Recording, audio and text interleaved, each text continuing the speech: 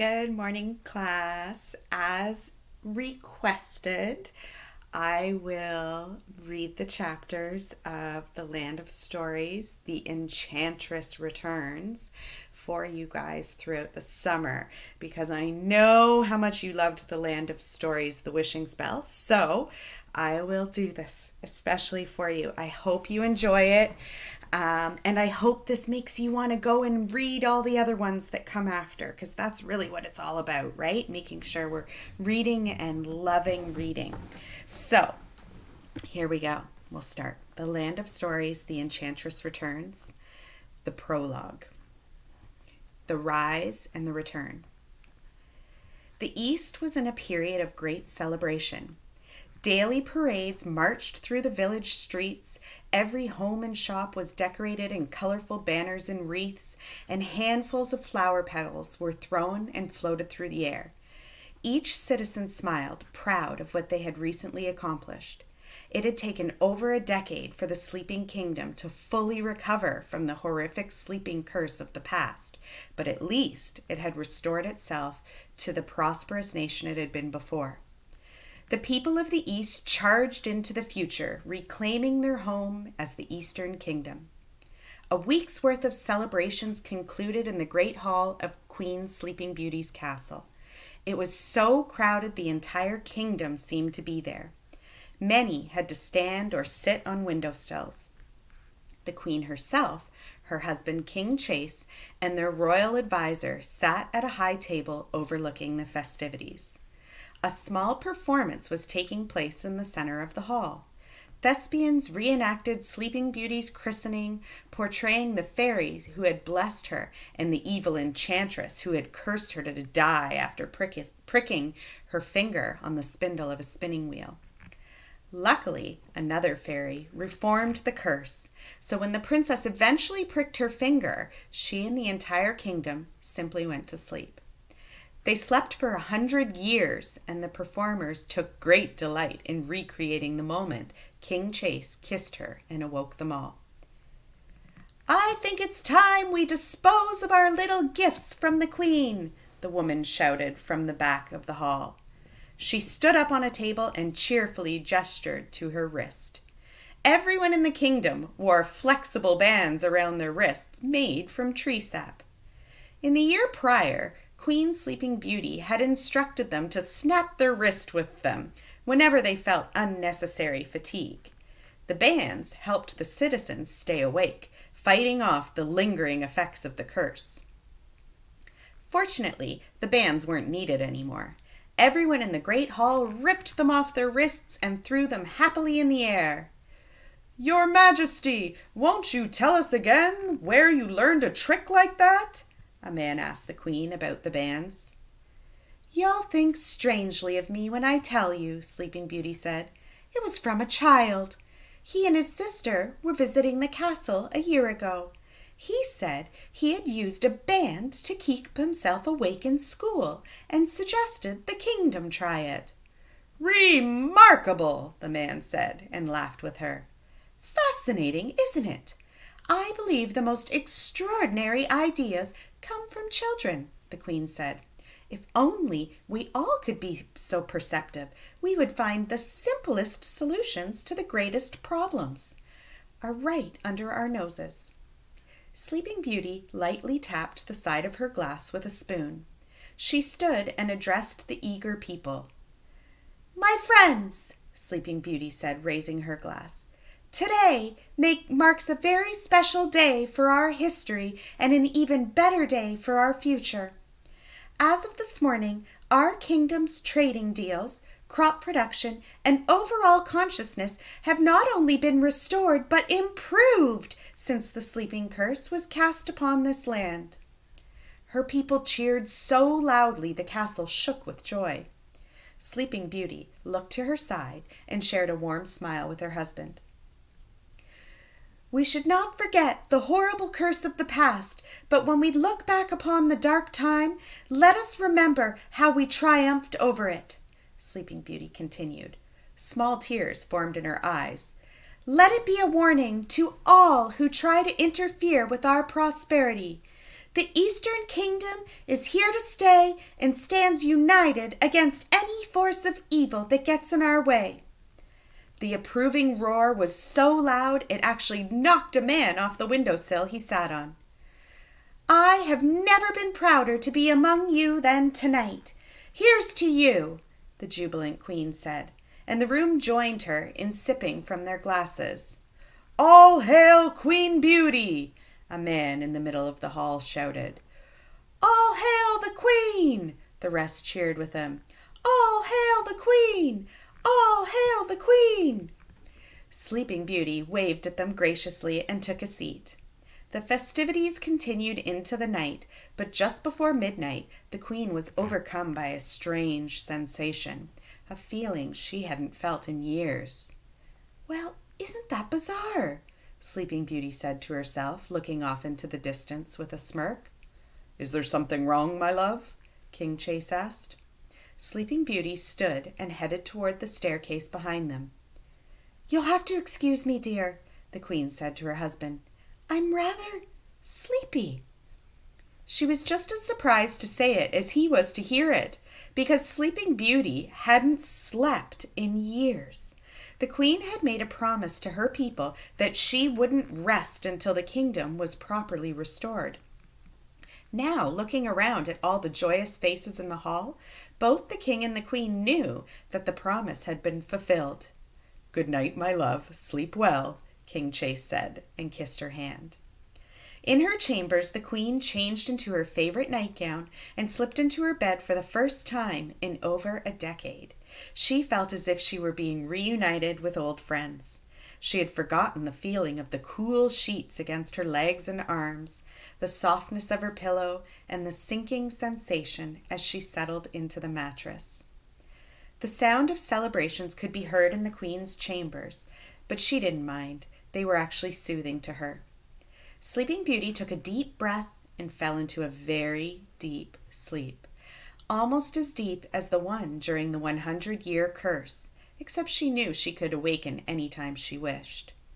When King Chase joined her later, he couldn't help but smile at the sight of his wife peacefully sleeping. He hadn't seen her look this way since the day he saw her for the first time. In the great hall, the celebration finally concluded. The lamps and fireplaces were extinguished throughout the castle. The servants finished cleaning up and were dismissed to their quarters. All was finally quiet in the castle. But a few hours before dawn, the silence was broken. Sleeping Beauty and King Chase were awoken by a thunderous banging on their chamber door. The king and queen instantly sat up. "Your Majesty!" a man shouted from the other side of the door. "Forgive me, but we must come inside." The door burst open, and the royal advisor ran into the room, followed by a dozen suited guards. They surrounded the bed. "What on earth is going on?" King Chase yelled. "How dare you barge into our—" "I'm so sorry, Your Highness, but we must get the Queen to safety, immediately," the advisor said. "Safety?" Sleeping Beauty asked. "We'll explain on the way there, Your Majesty," the advisor said. "But right now, we must get you into the carriage as fast as possible. Only you. Traveling alone will be much less conspicuous than a carriage transporting you and the king." The advisor looked at her with frantic eyes, begging her to oblige. The queen froze. "Chase," Sleeping Beauty said, and looked at her husband. She wasn't sure what to do. The king was at a loss for words. "If they say you need to go, you must go," was all he could muster. "I cannot leave my people," Sleeping Beauty said. "With all due respect, Your Majesty, you're no good to anyone dead," the advisor said. Sleeping Beauty felt the pit of her stomach drop. What did he mean, dead? Before Sleeping Beauty knew it, the guards had lifted her out of the bed and onto her feet. They quickly escorted her and the advisor to the door. She didn't even get to say goodbye. They rushed down the spiral staircase to the lower levels of the castle. The stone steps were rough on the queen's bare feet. "Someone, please tell me what's happening," Sleeping Beauty said. "We must get you out of this kingdom as quickly as possible," the advisor said.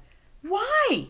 she asked, starting to fight off the guards escorting her. No one replied, so she stopped in the middle of the stairs, solid as a rock. "I won't move another step until you inform me. I am the queen. I have the right to know." The advisor's face went pale. "I don't mean to alarm you any more, Your Majesty," he said, his jaw quivering. "But shortly after midnight, after all the guests had gone home, 2 soldiers on duty near the front of the castle witnessed a bright flash of light, and a spinning wheel appeared out of thin air." Sleeping Beauty's eyes grew wide, and the color faded from her face. "They didn't think it was anything serious, a foolish prank to spoil our party that evening, perhaps," he continued.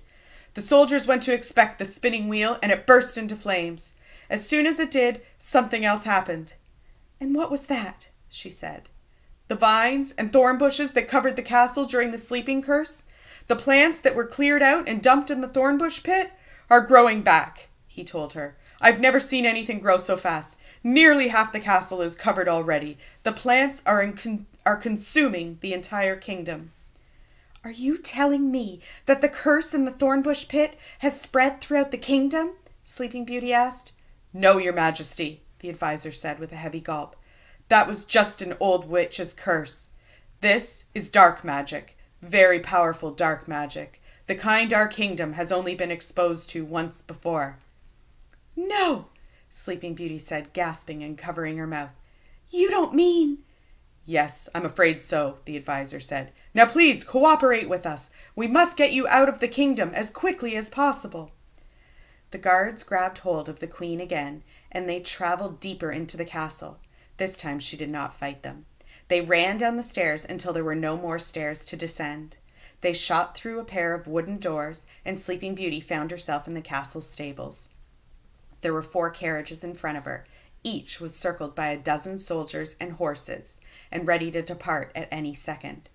3 of the carriages were bright and golden, of the queen's personal collection, but she was escorted to the 4th, a small, dull, and unassuming one. The soldiers surrounded this carriage weren't dressed in armor like the others, but were disguised as farmers and town people. The guards lifted the queen inside. There was barely enough room inside for her to sit. "And my husband?" Sleeping Beauty asked as she put her hand out to prevent them from shutting the door behind her. "He'll be all right, ma'am," the advisor said. "The king and I will be traveling as soon as we send out the decoy carriages. We've had this planned in the event that the castle should ever be under attack. Trust me, it's the safest way." "I never authorized such plans," Sleeping Beauty said. "No, it was your parents' order," the advisor said. "It was one of the last things they instructed before they died." This news made the queen's heart pound even harder. Her parents had spent the majority of their lives trying to protect her, and even in death they were still trying. "Where am I going?" she asked. "The fairy kingdom for now," the advisor said. "You'll be safest with the fairy council. The decoy carriages will be sent in other directions as a distraction. Now, you must hurry." He gently pushed her the rest of the way inside and shut the carriage door firmly behind her. Even the dozen guards surrounding her small carriage did little to comfort her. She knew the situation was beyond their ability to protect her. The advisor nodded to the decoy carriage, and they set off. A few moments later, he nodded to her driver, and like a cannonball, the queen's carriage shot off into the night. The horses galloped at full speed. Through her carriage's tiny window, Sleeping Beauty saw the horrors that the advisor had described to her. Scattered all around the castle grounds, she saw soldiers and servants fighting off the rogue thorn bushes and vines growing around them. The plants grew straight out of the ground and attacked them, like serpents wrapped around their prey. The vines crept up the sides of the castle, breaking through the windows and pulling people out, dangling them hundreds of feet in the air. Thorns and vines shot out of the ground towards Sleeping Beauty's carriage, but the soldiers were quick to slice them with their swords. Queen Sleeping Beauty had never felt so helpless in her life. She saw villagers, some within reach of her carriage, fall victim to the leafy monsters. There was nothing she could do to help them. All she could do was watch and hope she could find help once they reached the fairy kingdom. The guilt of leaving her husband and the kingdom behind weighed heavily on her, but the advisor was right. She'd be no good to anyone dead. The castle grew smaller and smaller behind her as the carriage traveled away from the devastation. Soon they were passing through a forest, and all the queen could see outside were dark trees around them for miles. Even after an hour of traveling, Sleeping Beauty was as scared as ever. She kept whispering to herself under her breath, "We're almost there, we're almost there," though she had no idea how close they were. Suddenly, a high-pitched whooshing sound came from the trees. Sleeping Beauty looked out the window just in time to see a soldier and his horse thrown high into the forest beside the path. Another whooshing sound swooped towards them, and another soldier and his horse were thrown into the trees on the other side of the path. They'd been found. Every other second was filled with the terrified cries of the soldiers and horses as they were flung into the forest. Whatever was out there, it was picking them off one by one. Sleeping Beauty crouched down, trembling on the floorboards of the carriage. She knew it was only a matter of time before all the soldiers were gone. One final swoop took the remaining horses and soldiers with it. Their cries echoed into the night. The carriage crashed to the ground, falling on its side, and skidded across the ground until coming to a stop. Everything was quiet in the forest now. There wasn't a sound of wounded soldiers or horses to be heard. The Queen was all alone. Sleeping Beauty crawled through the carriage door and carefully made her way down to the ground. She was limping and clutching her left wrist, but was so frightened she barely felt her injuries. Was the attack over? Could she safely call for help or search for survivors? Surely, if whatever was out there wanted her dead, she would have been killed by now. Sleeping Beauty was just about to call for help when a blinding flash of violet light filled the forest. The Queen screamed and fell to the ground, covering her face, but the flash lasted only a second. She smelled smoke and got to her feet and looked around. The entire forest was ablaze, and every tree had been turned into a spinning wheel. There was no denying it now. The kingdom's greatest fear had come true. "The Enchantress," Sleeping Beauty whispered to herself. "She's back." I hope you enjoyed the first chapter. So I will continue to read these chapters for you. I hope you enjoy them.